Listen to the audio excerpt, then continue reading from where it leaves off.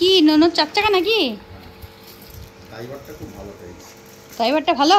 দারুণ ড্রাইভার। কই দেখি তোমার মুখের এক্সপ্রেশনটা, মুখটা দেখো না কিরকম, মুখটা বিরক্তিজনক একটা মুখটা। ঘুম পেয়েছে? এরকম করে করতে করতে তো চলে যাবে গাড়িতে। এক্ষুনি 5 মিনিটের মধ্যে এরকম করলেই ভুল। বাহ 5 মিনিট এই চোখ বুঝে এলো বলে কথা। ব্যাস।